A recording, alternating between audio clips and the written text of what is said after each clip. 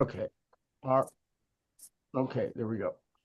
And we are going to have to rely on screen sharing in a little bit because I don't own a book of Robert Hayden's poetry. I got what I got offline. Okay. Online. So he lived from 1913 to 1980. He died at the age of 66. He was born named Asa Bundy Sheffey into a poor family in a part of Detroit called Paradise Valley. But his parents split up before he was born, so he was taken in by a foster family whose last name was Hayden, which is how he got the name Robert Hayden. He had a pretty traumatic childhood. For one thing, he was extremely nearsighted, as you can see if you see pictures of him with these, Coke bottle glasses, and he wasn't cute. He's a homely man. And so kids would bully him. But this turned him to reading as a child. He became an avid reader, and that was a form of escape. He graduated from high school in 1932, and he went to what was then known as Detroit City College, now Wayne State University, but he didn't graduate from there. Later on, he earned a graduate degree from the University of Michigan in English. He was a teaching fellow. He was the first Black faculty member in Michigan's English department, although he also spent significant time, years, teaching at Fisk, which is a historically Black college.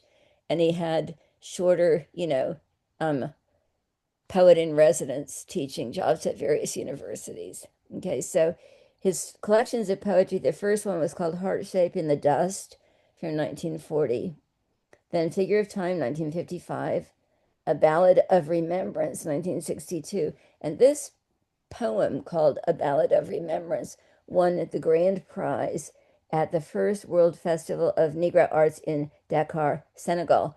There were Hmm. 10,000 people in the audience from 37 different countries. So he achieved a lot of acclaim as a poet. But oh, I'm sorry, I'm going to keep on with the titles, okay? Selected Poems, 1966. Words in the Morning Time, 1970, The Night Blooming Sirius, 72, Angle of Ascent, New and Selected Poems, 75, and American Journal, 1978. During the Black Arts Movement, which lasted from about 1965 to 1975, Hayden was accused by members of the Black Arts Movement of being an Uncle Tom. And this is for two reasons. Number one, he was highly influenced by the whole tradition of white authored poetry in English. Some of his favorite poets were Keats, Auden. He studied with Auden, W.H. Auden, at the University of Michigan. And he was extremely well educated in the whole kind of white tradition of classical poetry, right? And then the other reason is this. So he married a woman who was a member of the faith known as Baha'i, and he became a Baha'i. And as such, he refused to identify solely as a Black poet. He said, I'm a poet. I embrace all faiths. I embrace all people. I embrace all religions. But the Black Arts Movement, which was very much a Black pride movement, headed by people like Amiri Baraka and Gwendolyn Brooks and, other poets from that time period, um, rejected him, and they sort of accused him of betraying his own race. So this lasted for a while. This lasted for a decade or so. After the Black Arts Movement started, some of the members of it became kind of highly accepted and highly funded members of, including white poetry, right? Like Gwendolyn Brooks, or like names are escaping me, Sonia Sanchez, and so on. But eventually, Robert Hayden's own poetic star started climbing again. He was appointed the first, which 1976. Yeah, in 1976, he was appointed. Um, Darn it, I'm trying to get this. Poetry consultant. Poetry consultant to the Library of Congress, which is now what's known as Poet Laureate of the United States, and he held that honor. Um, and he, okay, I want to make a little loop. Okay, the Black Arts Movement started right after the death of Malcolm X, and it started very much as a Black Pride movement. Black is beautiful. I'm sure you remember, And it Amiri Baraka, who had been previously known as Leroy Jones, um, left his integrated neighborhood in New York and moved to Harlem. And the Black arts movement was really important for starting to help African American poets get published and get seen and get visibility because that, had been a lot more difficult earlier. Okay. But it also was militant. Eventually, Amiri Baraka kind of slid away from the movement because he became a Marxist-Leninist. And eventually, as I said, white publishing companies or white poets or white readers started embracing the work of some of these people a lot more. Um, okay, Robert Hayden, for all that he was rejected by the Black arts movement, had always made a serious study of African American history in this country. He had done a lot of documentary research. He'd done a lot of historical research into the history of slavery, into present conditions of African American people, and so on. So that's like one, real commitment through his whole long poetic career is to represent voices of African American people, represent issues from the past, the patrollers, Amistad, we're going to talk about that, Harriet Tubman, Nat Turner. He writes about all these events, all these figures. He writes about blues singers. He writes about gospel singers. He writes about poverty as known by African American people living in ghettos, including his own family, his own people. So he's just a really important person to bring that whole realm of experience forward, which is now, I think so much of most of our own cultural awareness and conversation. And so, like, a movie like Sinners is very much based on the shift in visibility and the shift in interest that took place during those decades. But at the same time, Hayden was also really interested in spirituality and in art. So some of his most beautiful poems as well are poems about nature, poems about painting, poems about spirituality. So that's my little talk about him. I really love some of his poems, and I'm excited to talk about him with you because, for one thing, we're going to see some formal choices in his writing that we haven't really seen so much so far. So let's start looking at what's on screen share. Okay. Yeah. Thank you, Tony. Tony, Tully, we could not do this without you. Yeah, Okay, let's well, go. okay. Yeah, well, let's go. Oh, I think the first poem is that those winter Sundays. Yeah, and I want to start there. So this, asked weeks ago, is there such thing as a perfect poem? This is a perfect poem. I'm going to stand by that. Years ago, I went to what used to be known as the Squaw Valley Community of Writers Poetry Workshop. It's now just known as the Community of Writers Poetry Workshop after people realized that they shouldn't be really using the word squaw in their title. And every poet who was teaching there, leading the workshops, talked about this poem, those winter Sundays. Sundays, too, my father got up early and put his clothes on in the blue, black cold. Then, with cracked hands that ached from labor in the weekday weather, made banked fires blaze. No one ever thanked him. I'd wake and hear the cold splintering, breaking. When the rooms were warm, he'd call, and slowly I would rise and dress, fearing the chronic angers of that house, speaking indifferently to him who had driven out the cold and polished my good shoes as well. What did I know? What did I know of love's austere and lonely offices? So, really complicated poem. But first, let's just talk about the form that it has. As you can see, it's highly regular. It's got two 5-line stanzas and one 4-line stanza. So it's the length of a sonnet. It's not a traditional sonnet. It's divided into stanzas rather than just one kind of chunk. But it has that conciseness of the sonnet at the sonnet's best. Okay, so those winter Sundays, already an important title, indicating this is a recurrent thing that happened, not just a winter Sunday, but those winter Sundays, thinking about the past. This is a poem about memory, a poem about childhood, those winter Sundays. And then the all important, the poem, the word that gives the whole poem away is the word to in the first line. Sundays too, my father got up early. Not just Sundays, my father got up early. Sundays too, my father got up early. So we realize Sunday is known as, quote, the day of rest. The Bible enjoins us to take a day of rest, but he's not taking a day of rest and put his clothes on in the blue, black cold. So already there's so much information in these two lines. We know this is not a house with central heating. We know that the cold is blue, black. He can't switch on an electric light. Then with cracked hands that ached, and we're starting to get these sound patterns that are like so incredibly rich in this poem. Although it's not a rhyming poem, it's using all these beautiful, beautiful sound patterns. Cracked hands that ached from labor in the weekday weather. Probably he works outside.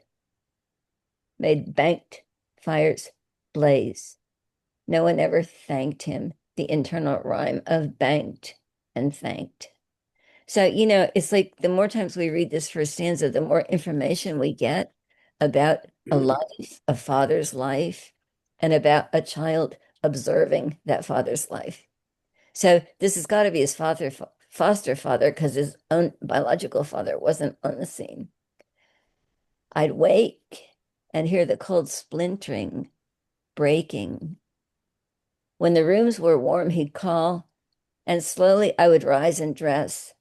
And then we get another super important line, fearing the chronic angers of that house. And we're like, oh my God, we're getting kind of an ideal picture of the father in the first lines. This wonderful man who gets up early, who makes the fire, whose hands are cracked and aching.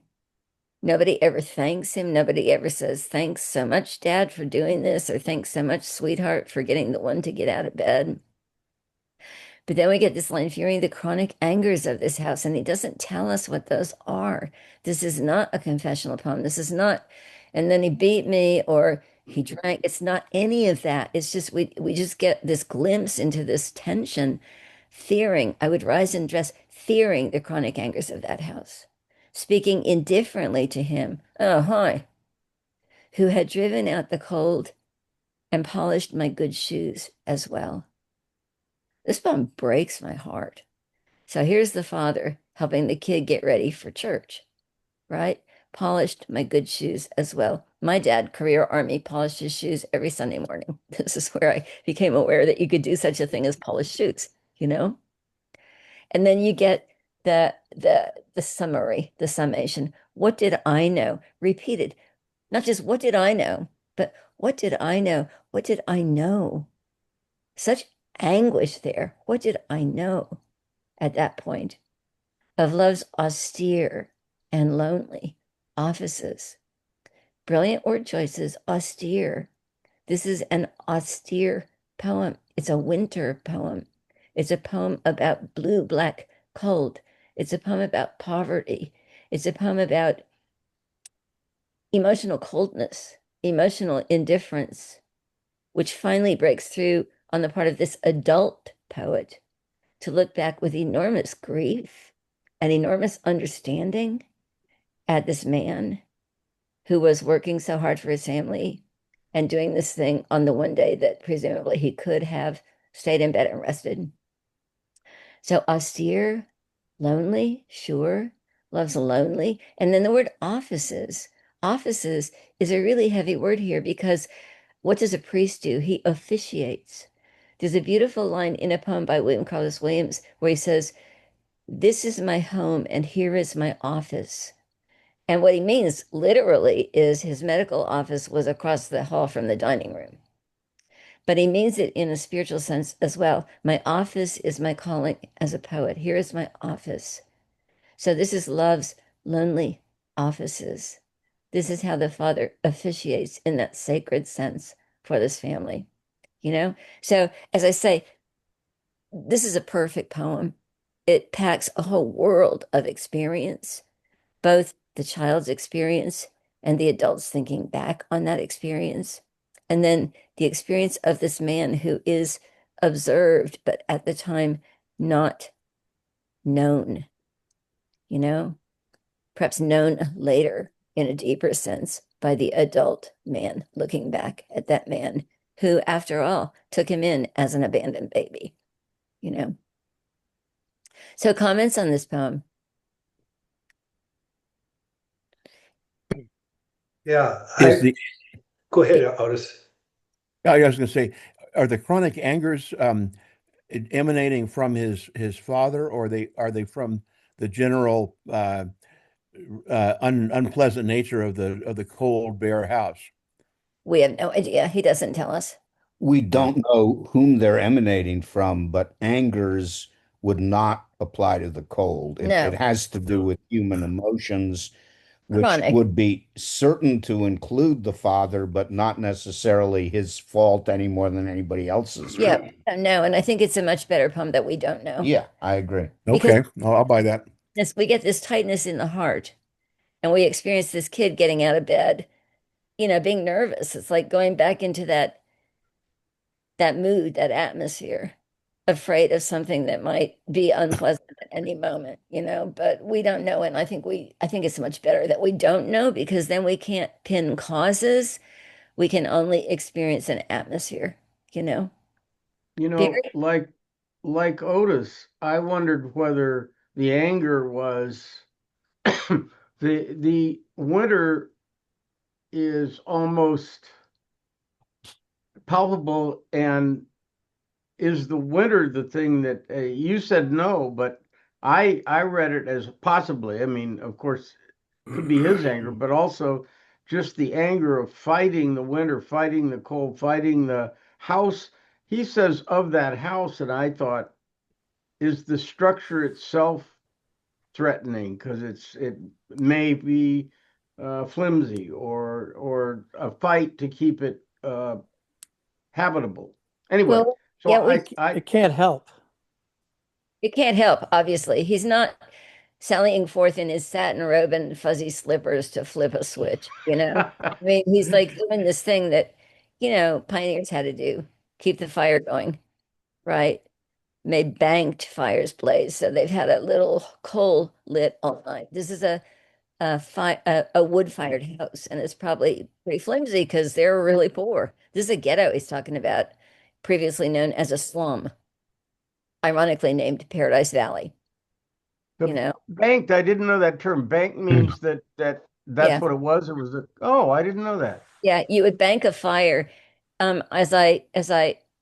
Douglas, tell us about banking a fire. So yeah, so you've got a bed of coals and maybe some wood, that's almost intact but is basically coals, and you'd push ashes up and over it, and that would preserve the heat until the morning when you would move the ashes to the side and put your kindling on for the And next started day's over. fire. Yeah. I didn't know And if that. if you don't do that and if the fire goes out, you're really screwed, Yeah. you know? Yeah. Um, I mean, chronic angers, I think we don't need to know anything about who's generating those, what they're about. They're Yeah. just in the Barry? air. Yeah, they're in the air. Sure. Barry?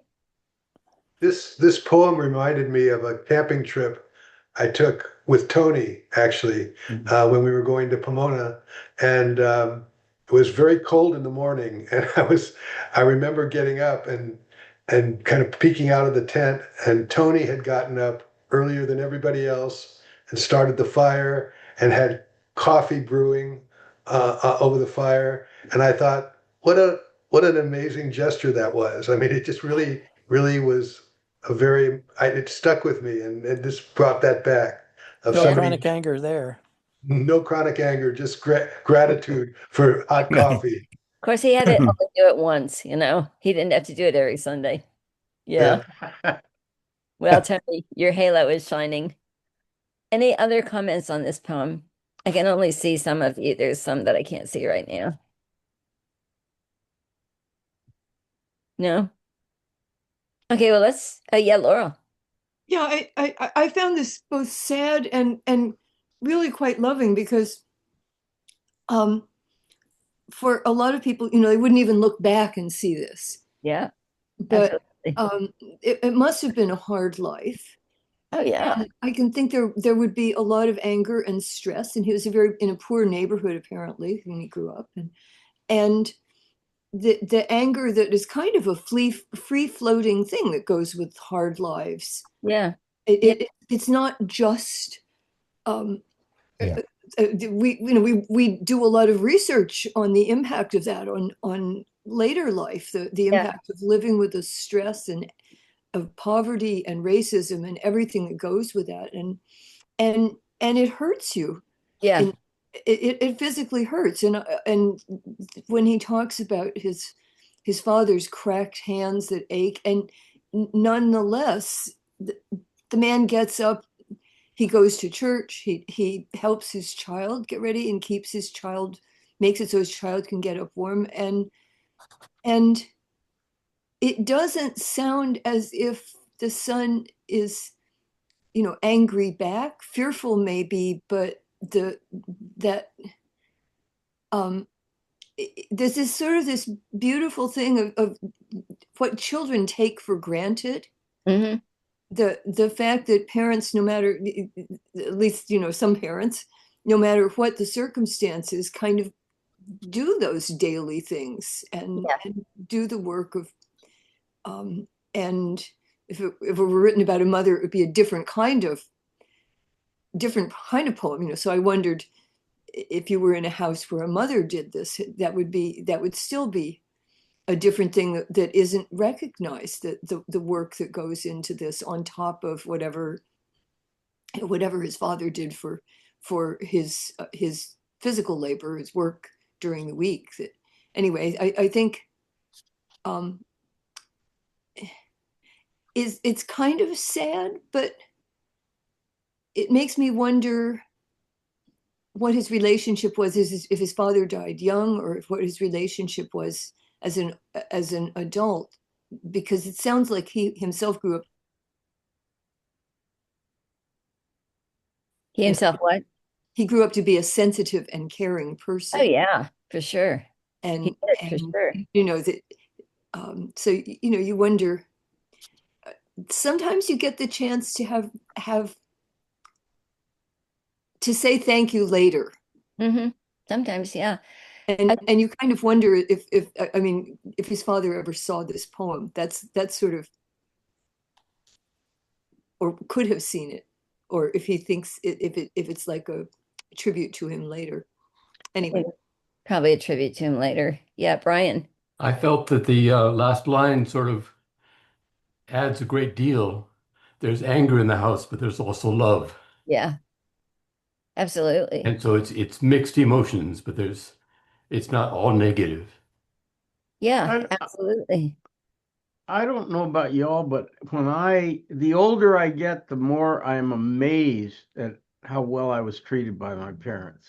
Yeah. And I didn't grow up in poverty like we're seeing here. But even so, the things they did for me, that you could never appreciate that when you're 10 years old. Exactly. You can't. You just have no knowledge. Exactly. I mean, look, guys, I think one of the reasons that I know this is a great poem is that you're all wondering about it. Do you know? What causes this? What causes this? What about this? What happened later? He gives you an experience and you're left to, I hope, enter into the experience with all of its complexity and ambiguity, ambivalence. Yes, there's love. Yes, there's anger. I mean, hey, I've had 5 kids. I'm not a perfect mother. They would all say, yeah, there's love, and yeah, you yelled at us. Um, but the thing is, what Laurel says about poverty is just so true. It grinds you down, you know? And I've learned so much about poverty since living in Mississippi, both white and black poverty, and the way some people bear up very kindly, generously through poverty. Other people might have a lot of love in them, but they get used to feeling kind of beaten before they start, you know? It does remind me a little of my grandfather. So my dad grew up in a very poor family. His father did have work off and on at DuPont, but he had dropped out of school at 13 to look after his mother after his father passed away. But he did all kinds of odd jobs. And when he wasn't working, one of his DuPont colleagues had taught him how to make um, uh, whiskey, to sort of run a still and do bootleg whiskey during the Prohibition and the Depression. And I don't think he was not a very perfect person, but he was there. He was present. And um, my father um, would describe sort of helping my grandfather, go around to different places and buy the rye for making whiskey and all the different weird things. But my granddaddy Bob did everything he could to sort of, take care of the family in his own somewhat unconventional way. But the poverty really was there. Yeah. And they didn't have the racism on top of that, which clearly adds a huge extra burden. Yeah. So during the Depression, I think that experience of poverty was also accompanied by community. And I don't know to what extent, and it'd be interesting to see if his other poems capture any of that. And I think in Mississippi, some of your poems, Anne, speak to the community that comes if you're lucky, that Yeah. if you're poor and have a community that helps you bear up. Absolutely. Speaking of which, it's amazing what's happening right now. This is a total digression, but let me just tell you, there's a woman, her daughter was my student, and her husband was my student long ago. And her name is Betsy Chapman, and she runs the community market. But she also is an activist, and she and a bunch of other people are doing this massive relief after the ice storm because all the little rural communities around here are left. I mean, listen, these are people who poor doesn't begin to define how poor they are. And so they are collecting food, clothes, sanitary materials, toothbrushes, blankets, and so on. And they're preparing hot meals, going into these communities with names like Paris and Denmark and Tula, and giving out like huge bunches of food and bottled water and snacks and love packs is what they call the food collections for the kids who there's a lot of kids who have federally funded food during the school week and nothing to eat over the weekend. So love packs, they take them home on the weekend. They're kind of sneaked to them by their teachers so they won't feel shame. So there's a lot of that community activism that's going on right now. Um, in fact, I have several boxes of Tampax in my car right now to deliver, and I felt a little foolish buying it at the grocery store. It's like, this isn't for me, you know. But people are just really pouring their hearts into trying to help other people.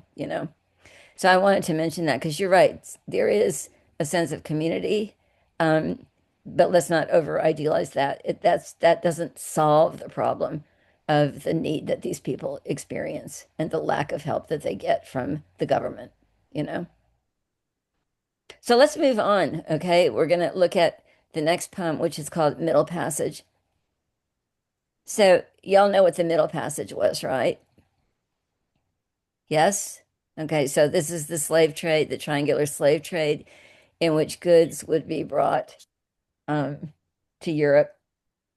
And anyway, in which slaves would be brought from Africa to the United States.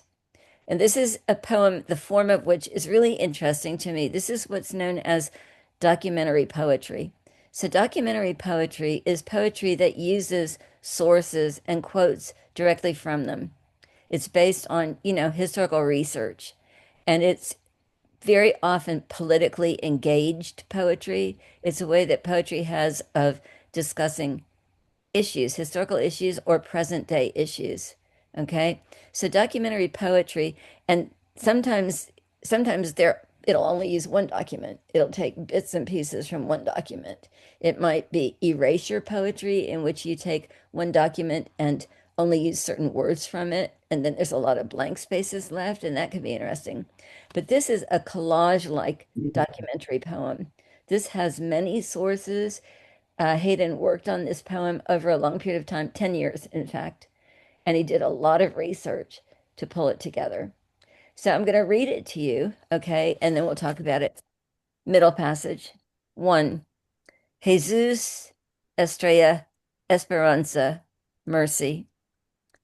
Sails flashing to the wind like weapons, sharks following the moans, the fever, and the dying. Horror, the corpuscent, and compass rose. Middle passage. Voyage through death to life upon these shores.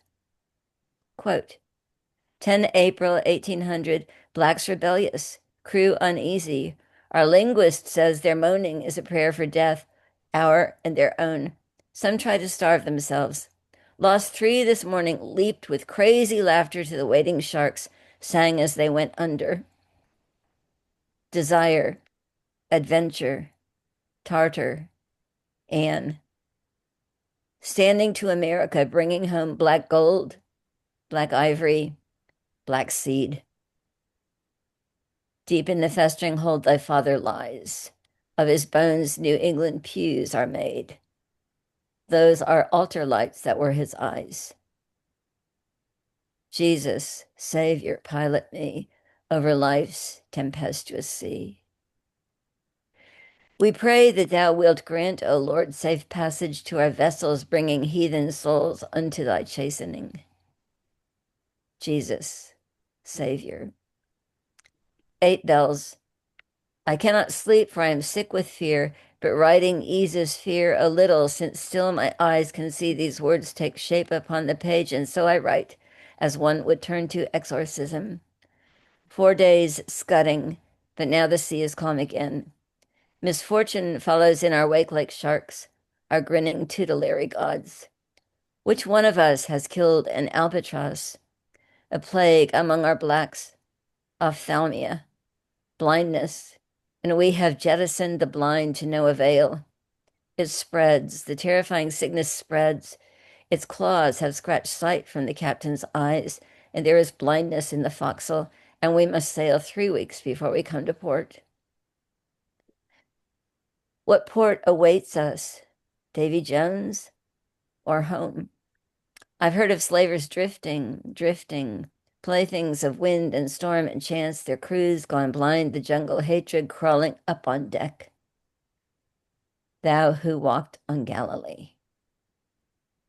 Deponent further saith, the Bella J left the Guinea coast with cargo of 500 blacks and odd for the barracoons of Florida. That there was hardly room 'tween decks for half the sweltering cattle stowed spoon fashion there. That some went mad of thirst and tore their flesh and sucked the blood. That crew and captain lusted with the comeliest of the savage girls kept naked in the cabins. That there was one they called the Guinea Rose, and they cast lots and fought to lie with her. That when the boatswain piped all hands, the flames spreading from starboard already were beyond control, the negroes howling and their chains entangled with the flames.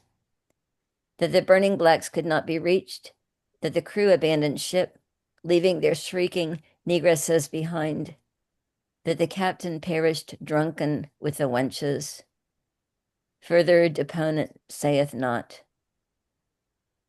Pilot, oh, pilot me. 2. I, lad, and I have seen these factories, Gambia, Rio Pongo, Calabar, have watched the artful Mongos baiting traps of war wherein the victor and the vanquished were caught as prizes for our barracoons, have seen the nigger kings whose vanity and greed turned wild black hides of Felata, Mandingo, Ibo crew to gold for us. And there was one, King Anthracite we named him, fetish face beneath French parasols of brass and orange velvet, impudent mouth whose cups were carven skulls of enemies. He'd honor us with drum and feast and conjo and palm oil glistening wenches deft in love, and for 10 crowns that shone with paste, red calico, and German silver trinkets, would have the drums talk war. and send his warriors to burn the sleeping villages and kill the sick and old and lead the young in coffles to our factories. 20 years a trader, 20 years. For there was wealth aplenty to be harvested from those black fields, and I'd be trading still, but for the fevers melting down my bones. 3. Shuttles in the rocking loom of history, the dark ships move, the dark ships move. Their bright, ironical names like jests of kindness on a murderous mouth. Plow through thrashing glister toward Fata Morgana's lucent melting shore. Weave toward New World literals that are mirage and myth and actual shore. Voyage through death, voyage whose chartings are unlove. A charnel stench, effluvium of living death spreads outward from the hold, where the living and the dead, the horribly dying, lie interlocked, lie foul with blood and excrement. Deep in the festering hold thy father lies. The corpse of mercy rots with him. Rats eat love's rotten, gelid eyes. But oh, the living look at you, with human eyes whose suffering accuses you, whose hatred reaches through the swill of dark to strike you like a leper's claw.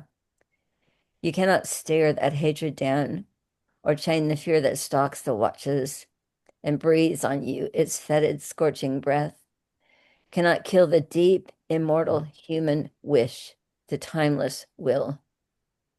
Quote, but for the storm that flung up barriers of wind and wave, the Amistad Senores would have reached the port of Principe in 2-3 days at most. But for the storm, we should have been prepared for what befell. Swift as a puma's leap it came. There was that interval of moonless calm filled only with the waters and the rigging's unusual sounds, then sudden movement, blows, and snarling cries, and they had fallen on us with machete and marlin spike. It was as though the very air, the night itself, were striking us. Exhausted by the rigors of the storm, we were no match for them. Our men went down before the murderous Africans. Our loyal Celestina ran from below with gun and lantern, and I saw, before the cane knife's wounding flash, Cinquez, that surly brute who calls himself a prince, directing, urging on the ghastly work. He hacked the poor mulatto down, and then he turned on me. The decks were slippery when daylight finally came.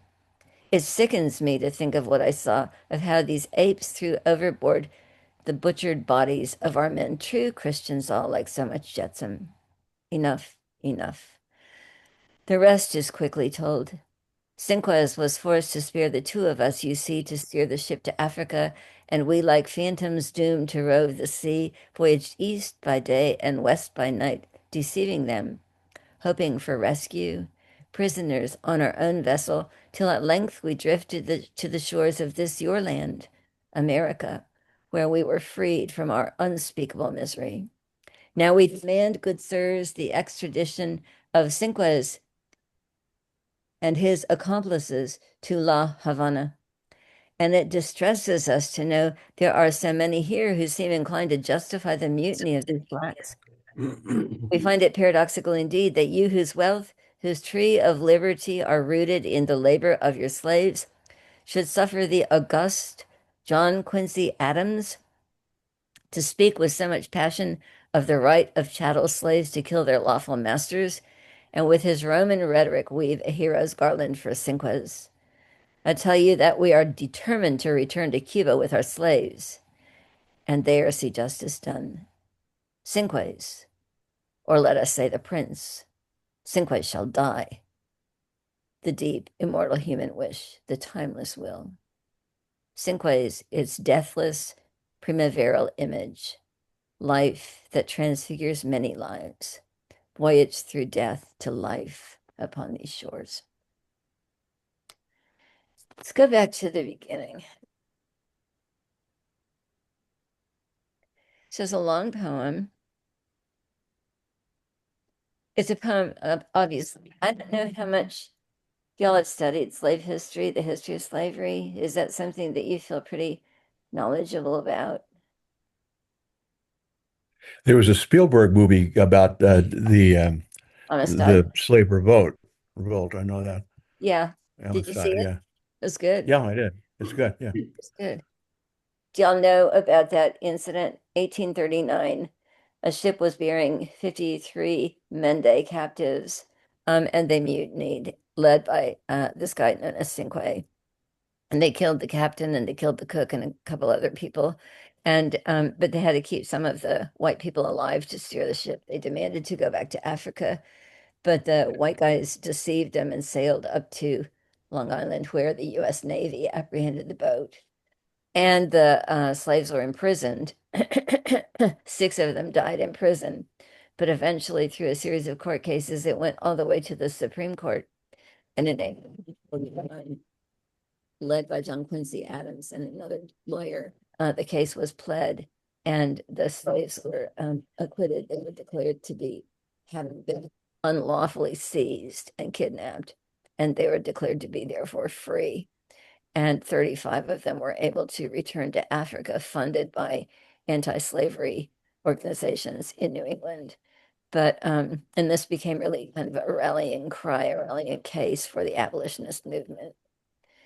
But the whole poem is much more than that. So we see, the names of slave ships: Jesus, Jesus, Star, Hope, Mercy, these profoundly ironic names of the slave ships.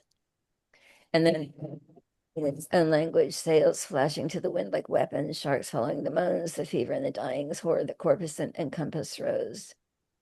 Middle passageway through dashed. I don't know if you ever seen a model of the hold of a slave ship. Have you ever seen that? There are museums that have reconstructions of a slave ship. Brian, you have. Can you describe it? What I've seen is the pictures that they drew of how to store the slaves. And really, there's no space down there. And to imagine that they were all down there where there was very little air, where they were all in chains and so could not move or avoid defecating on each other, and to imagine what the food must have been. It's really a vision of hell. Yes, it is a vision of hell. So- They were packed in like sardines, like what we would call lying spoons, but these long rows of people packed together, chained, so that you're right, they couldn't move. Some slave ships allowed the slaves to move around, because obviously you can't have a mutiny unless people are free to move, right? But a typical slave ship hold, Laura, yeah, Laurel? Oh, just to say that there are in fact or were, I don't know whether Trump's had them all removed, but models in the Museum of African American History, this is the part of the Smithsonian. There's a lot of that, and actually that picture was used to inspire a lot of the anti-slavery Yeah. movement. It Yeah. was part of what the British movement, which actually kind of started when John Woolman visited from America. So he was an American anti-slavery advocate who went to England, preached to the Quakers, and eventually that kind of took hold there, and then their anti-slavery movement. But just as a side note, I'm thinking, I'm sure I expect most of us remember the quote Symbionese Liberation Army, 60s, whose leader General Field Marshal Cinque. Yeah, he named himself in Yeah. after, and eventually I think died by suicide. But Yeah. I thought this was a remarkable poem, and I thought particularly the fact that he changes point of view in the poem. At one point, the point of view seems to be of a slave, of what that was like, and then when the mutiny happens, he changes the point of view to being one of the people who was steering the ship or piloting the ship, and so he shows you all aspects of this horrific thing. But it's so graphically powerful, and it's just really a powerful poem. Yeah, it really is. I mean, I love this poem, but it's hard to even read without like wanting to burst into tears, And the irony of it, Deep in the festering hold thy father lies, obviously quoting from the Tempest again, from Ariel's song, full fathom 5. Thy father lies, of his bones are coral made. Those are pearls that were his eyes. Nothing in him but doth fade into something rich and strange, you know? Here, and we remember in Eliot in the Wasteland, he uses it too. And he also has unpublishable anti-Semitic versions of that same song. But here it's deep in the festering hold thy father lies, of his bones. And then New England pews are made. It's like it's been very handy for the North to think that the South are the villains of this piece. But as Robert Hayden would insist, it's the country altogether that was run on slavery. You know, it's the country altogether that was making money off the institution of slavery, not just the South. So New England pews are made. And then, of course, we know the hymn Amazing Grace. Do you know that story? That was written by a guy who'd been a slave trader and had a conversion experience. I think it was in a storm, wasn't it? You know, and he repented of having been a slave trader and wrote the hymn Amazing Grace, right? I once was lost, but now I'm found, was blind, but now I see, you know. And yeah, and then for Hayden to give the quote bad guys their voice here, we can see them full of self-justification, full of, you know, lost 3 this morning, leaped with crazy laughter to the waiting sharks, sang as they went under. There was a whole kind of we get this in Toni Morrison too. She writes about it. If you could jump into the sea, it's like your body would be born back to Africa, or you could jump into the air and your soul would be born back to Africa. So it's like suicide was far preferable to, you know, staying in the ship and then becoming a slave in the new land, you Was know. that quotes in that April 10th, 1800? Is that from a ship's log or something? Yeah. Yeah. Yeah, let's scroll. Yeah, Black's rebellious crew uneasy.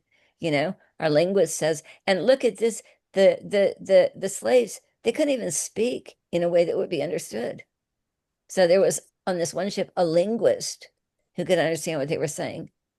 Our linguist says their moaning is a prayer for death. I mean, these were people who spoke, you know, Mande and Igbo and other Yoruba and so on. And here's these English speaking slave traders. They're like, well, I don't know what they're saying. They don't, you know, like that. They don't talk human language. I can't understand them, you know? But if you ever get, so in the Detroit Museum of African History, where I was one time, there is you walk through this space, and on either side of you, it's a model of this hold so that you can, you know, experience it as being inside of it, as being in the belly of the beast. But obviously, you can leave, you can walk through, but it's just a pretty overpowering experience, you know. You effectively do not get the voices of the people who are being carried off as slaves, though. And if you think about it, how could Robert Hayden give you those voices? It's not just a question of language, but a question of, you know, what the slavers said because they said it publicly. Mm-hmm. You don't know what the slaves said. And in fact, you never get their point of view in this poem, which I don't think is a fault of the poem, but just a limitation. You get a description of the conditions and you get the self-justifying kind of monologue of the slavers. But at when you get past that point, there's silence, really. Mm-hmm. Because there was he also talks about King Anthracite, who I assumed was a black African, who was one of the people who helped make these slaves available to them. And so he looks at all aspects of this phenomenon, which is really makes it very powerful. Which is like evil beyond evil. One of my best friends, Beth Ann Fenley, the poet, just went to the country of Benin for a short vacation, and she saw. And if you guys, there's a documentary that was made that has this in it, but she saw this city of 40,000 people built on water, built on stilts in the water. Bye, Laurel. We'll see ya. And it was built there because the black slave traders were chasing the people, and they escaped into these marshes, these lakes, and they built a city in the lakes that still exists with 40,000 people living there. They have a soccer field, they have schools, and you only get around in boats, So there's pictures of her like, in a rowboat beaming because she's so excited to be there. But it's just amazing. It's like, yeah, yeah, one tribe chasing another tribe, bringing it back to, the holding pens in Ghana to be shipped out to the New World. The kings of Benin were very active in the slave trade and got rich from it. Yeah, Yeah. yeah, yeah. And they were great warriors too. It's not that they deserve nothing but contempt, but they were doing it. Yeah. Yeah. So it's as you say, what I've learned from living in the South is it's a lot more complicated than good versus bad. And it's a lot more complicated than, you know, black versus white or white versus black or anything or North versus South. It's incredibly complicated. You never come to the end of the complexities of this history and this situation. But I love the way this poem ends. It doesn't just end on this tragic note, this deeply traumatizing note. It ends with, the amazing victory of Cinque and the mutineers to gain their freedom. And then you think Toni Morrison's epigraph to her novel Beloved is 40,000 and more. So you think this is 100 and what? How many did I say? No, 55 people got back to Africa. It's not 40,000. No, It's yeah, that's what she says is 40,000 people in slavery. the But Song of Solomon. no, to Beloved. Beloved. Okay. Yeah. So, at least they got back. But so before we stop for the day, other comments on this poetry? Can you see how the form is letting him accomplish this amazing kind of cultural work? This really complicated cultural work using bits and bits of pieces of things, putting them together, letting the voices play off against each other, letting people damn themselves through their own speech. And then also just the horrifying thing that if you got sick on a slave ship, if you were a slave, they just threw you overboard. There's a whole book called Zong, written by a later poet, I think she's American or Canadian, African American woman, about a certain ship which got becalmed, and they didn't have enough water, and so they just decided to start throwing hundreds of slaves overboard, and indeed they did. And then they wanted to claim insurance on the lives of these slaves because they said these were our property and we had to lose our property. So that was another like really famous court case. Do we know how Hayden researched this? How he did, he went to a lot of libraries, he read a lot of archives, he traveled to different sources. I don't know if I don't think, well, yeah, he did go to Africa when he went to Dakar for the festival. But just a lot of historical reading over a space of 10 years, as I say, gathering information, gathering voices and sources. Yeah, it's a lot of detail, and I imagine he had, even though you say, as was pointed out, we're not, like I think Peter said, we're not hearing the voices of the actual people that were enslaved. I wonder if he had access to accounts of Sure. people. Yeah, and maybe not the people that came, but maybe their descendants had kept accounts of what their experience was. Do we think, or That might be because let's go back out of screen sharing now so that we can see everybody, okay? I mean, that might well be. He's not doing that kind of oral history, he's not quoting accounts that he got from people, but it might well be. Yeah, Peter? The epigraph to Beloved, which I just looked up, is 60 million and more. Oh, sorry. And I'm not quarreling with that figure, but I'm not sure What she's referring to. what it refers to.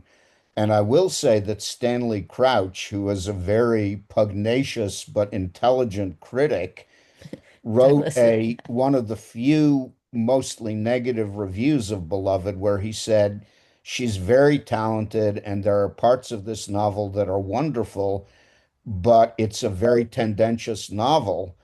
And his take on 60 million and more is that she's competing with the Nazi murder of the Jews, so 6 million have become 60 million.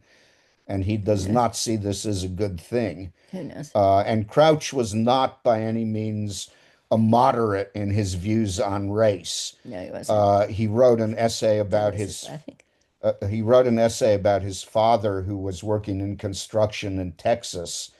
And one day, Crouch's sister brought him his lunch in a box. And one of the guys in the construction crew said, Crouch, there's a little nigger girl to see you. And Crouch grabbed him and said, if you ever say that again, I'll kill you. And, Stanley Crouch There was you go. I father remember having, Stanley having in said Pomona. that, I you know. know. That's So what it wasn't that he was trying to ingratiate Yeah, himself in moderate whites. It was that he right. thought Beloved was yeah, we get it. pushing a thesis, let's say. Otis? Yeah, I want to not to change the subject, but back to the poem. I am I was tracking with the subheads, starting with the names of the slave ships, but it kind of lost me at a certain point. Desire, adventure, Tartar, and Jesus, Savior, Pilot, me. Um, could we just talk for a second about how that proceeds and how that supports the poem? Oh, the names of the slave ships?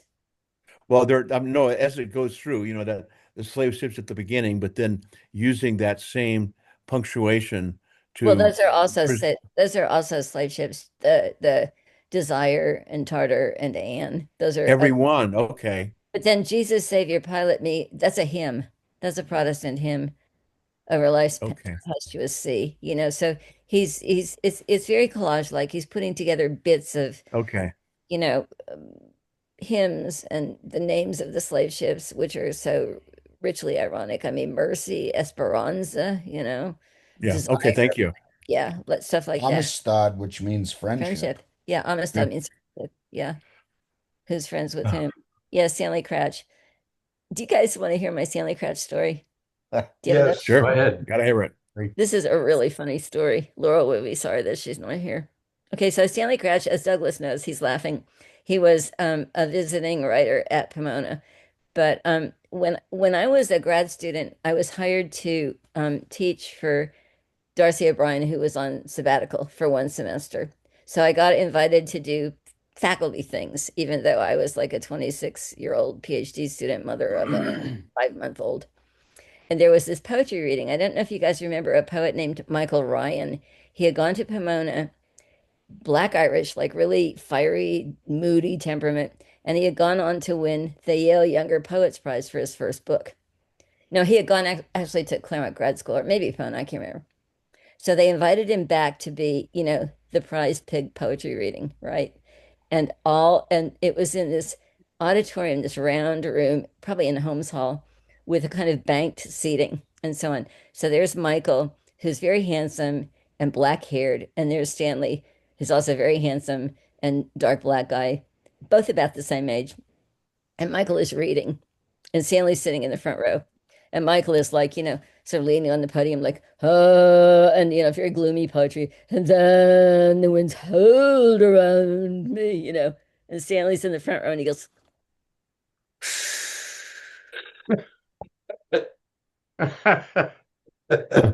Mulhauser and Holmes are going, shh, shh, Stanley, Stanley, Stanley. He's like, that. And Michael goes, and the winds continued to howl around me with my lost love, blah, blah, blah. And Stanley's like, and this goes on 4 times in a row. And finally, Michael is clutching the podium and he's going, I will not read another note until that man leaves. And they're like, Stanley, Stanley, leave. You should leave. And Stanley's like, I'm fine. I'm fine. I'm staying right here. And it was just a disaster. It was just totally a disaster. Oh my God. It was one of my two most memorable disaster experiences. And the other one I will tell you briefly. Do you guys know who, what's his name? Michel Foucault was? Yeah. Theorist, very, very prominent French theorist. And he was gay. He was very out there. And he was very, advanced and post modernist theorist. So Claremont Men's College, of all places, invited him to come and give a presentation in that big auditorium, that big, beautiful new auditorium that's north of, campuses, right? And Simeon Wade, who had been a brief hire at Claremont Grad School to teach European intellectual history, he was also very avant-garde, kind of, very handsome. He had a posse, literally. He had a posse. All these grad students just adored him, and they would follow him around and do things like, drop acid. So Simeon and his posse took Michel Foucault into the desert and dropped acid. He had never had acid on the day of his talk. And he came back and he had not come down yet. And he's on stage, and there's this really tight ass translator up on stage with him, a professor at Claremont Men's College, a French professor. And so here's Simeon sitting at one end of the stage, and Foucault is like at the, podium at the mic. And here's this professor sitting near him. And I don't even know what Foucault was saying. I mean, I spoke French at that point, but it wasn't making a whole lot of sense to me. It was very poetic, it was very rambling. And every once in a while, he'd stop for the translator to catch up. And the translator would say, Monsieur Foucault says, but I do not agree. So those are my two wonderful stories about being a grad student at Claremont Grad School. Monsieur Foucault says he was just in agony. Sadly enough, Simeon went stark raving mad, lost his job, and was last seen homeless in Los Angeles. He was a brilliant Oh Wow. my God. man made for this world. Well, hey, Tony, we were talking in our Pomona Zoom last week when Tom Crow was there. He was talking about Stanley Crouch, and not in a praiseworthy way. He did not think much of Stanley Crouch at all. I was surprised because Tom is usually pretty gracious and accepting, but there was something about Crouch that he just really did not like at all. Crouch was really pugnacious. His Yeah, first he book was. is called Notes of a Hanging Judge, Yeah, and that tells you a lot. yeah. So I like what I have read of his criticism, and I like Ann's story about him, and I don't like Michael Ryan's poetry, but I wouldn't answer for Stanley No, Crouch beyond that. no, I know.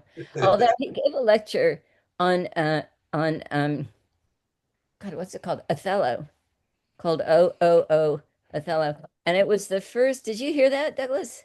You're looking like you went to that. No, it was the first time I'd ever thought about that play as about a black guy.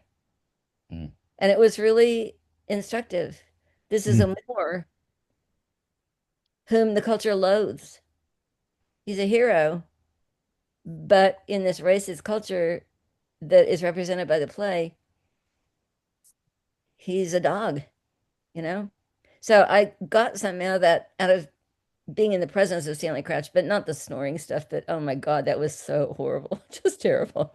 Well, Okay, we're gonna stop. there's obviously racism in Othello, but the people who use racial epithets against Othello are Iago, who is the quintessential Shakespeare villain, and Rodrigo, who is Iago's patsy and more despicable than Iago. Right. So I think Shakespeare, is certainly implying there's racism in this culture, but the good characters, don't treat Othello that way. Obviously, Othello is going to feel like an outsider, Yeah.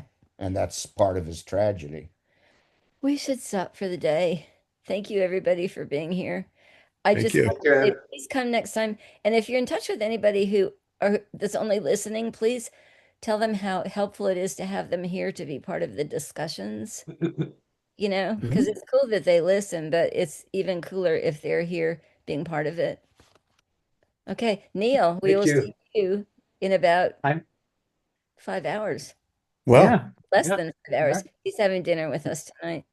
You guys Yeah. envy us. We're having the best burgers in Oxford, Mississippi. There you Y'all Vegas. should, go. hey, seriously, you guys, you should come visit. Seriously, you should come visit.